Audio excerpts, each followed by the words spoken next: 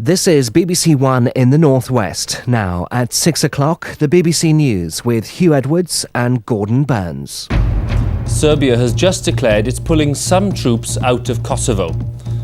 But NATO says it's nowhere near enough to stop the bombing campaign. The UN on the refugee crisis, 750,000 people have now fled. The 12-year-old from Blackburn is found safe, 200 miles from home.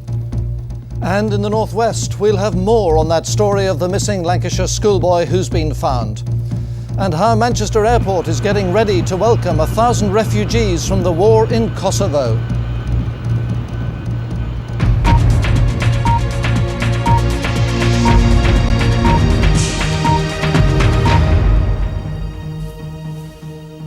Welcome to the 6 o'clock news. A short while ago, the Yugoslav army said its work in Kosovo was finished and the troops had begun to withdraw.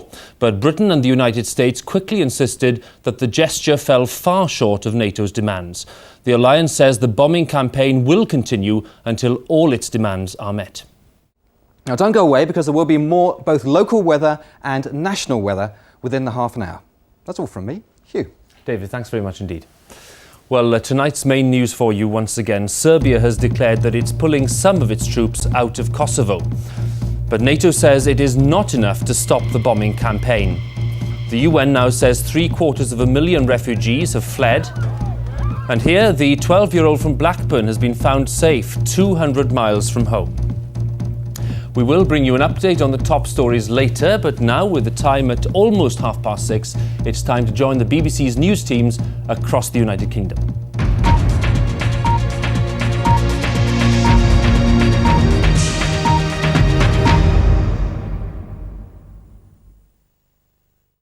But that is it for a few moments. But we will be back with a news and weather update after this summary of the national and international headlines from Hugh Edwards in London.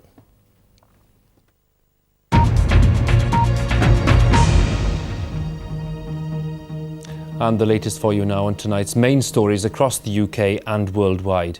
The Yugoslav army says it has ordered some of its troops and police to withdraw from Kosovo, but there's been a highly sceptical reaction from NATO. First hints President Milosevic was planning some sort of move came when he met a former United Nations Special Envoy today. But then it emerged that it'd only be a partial pullback of Yugoslav troops and police from Kosovo. Not sufficient, said Robin Cook this evening, to stop NATO from bombing. But we do welcome the fact that President Milosevic obviously now feels it necessary to offer half measures. But in China tonight, anti-war protests continued. NATO too is under mounting pressure to find a settlement. The 12-year-old boy who disappeared in Lancashire last week has been found safe and well in Worthing in West Sussex. Martin Dewgood left home 6 days ago after a row with his family. Police say a 36-year-old man is under arrest. A team of senior police officers is to review the investigation into the killing of Jill Dando. Scaffolding was removed today from the BBC presenter's home, where she was shot dead 2 weeks ago today. A criminal psychologist is now helping to track down the killer. Peter Sissons will be here at 9 with an exclusive report from inside Britain's military command centre for Kosovo. I'll be back at 6 tomorrow, so see you then. Thank you, Hugh, and a reminder of tonight's main headlines in the Northwest.